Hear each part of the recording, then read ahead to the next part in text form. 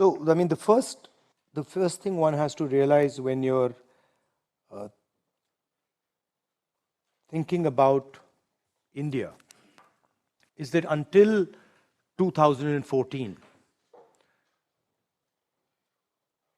democracy in India was about a set of political parties fighting each other. Neutral institutions, free and fair elections, access to media for everybody, access for finance to everybody. In 2014, this changed completely.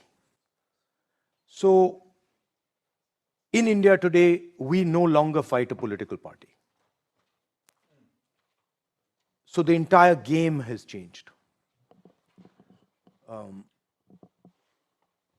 Institutions are captured by the RSS.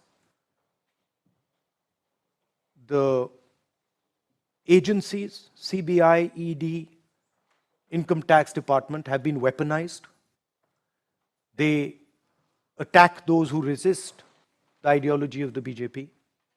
So we are no longer fighting your regular political contest. We are actually now fighting the architecture of the Indian state.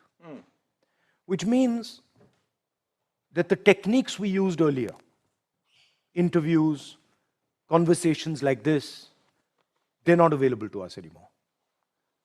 It might surprise some of you. You might have noticed that you've seen me talking to students in the United States, you've seen me talking to students in France, you are seeing me here talking to you. I can't do this in India. I'm physically not allowed to enter Indian universities, as are most of our opposition leaders. If we try to go into a university in India, we find that the Vice Chancellor belongs to the RSS, and he makes it very clear to us that discussion is not acceptable inside Indian universities. So that is the real paradigm shift. You know, you said India's the largest democracy. It's true.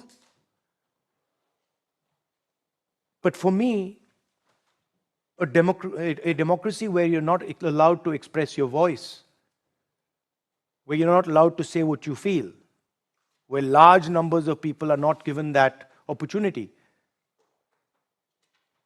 is a weakening democracy. And that's what we have in India. Large parts of our population are not allowed to speak. They're threatened. Political leadership is crushed. I've got 24 cases on me. I've been interrogated for 55 hours.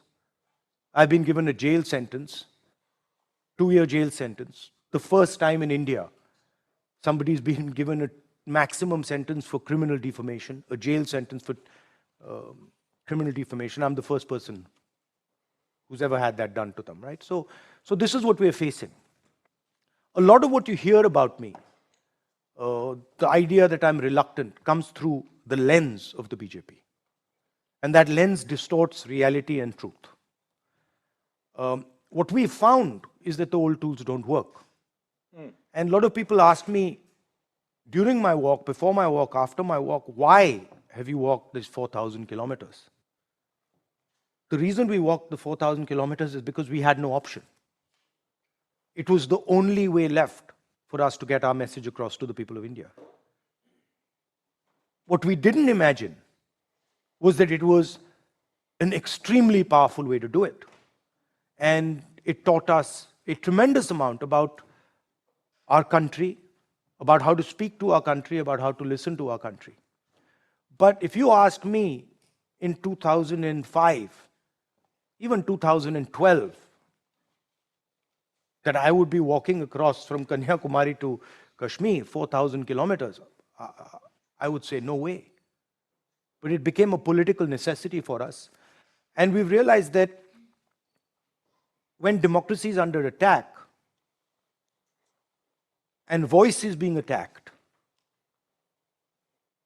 then the only real way to combat that is through action, through walking, through physically going and meeting people. And that's really the only instrument that the opposition in India has left for it.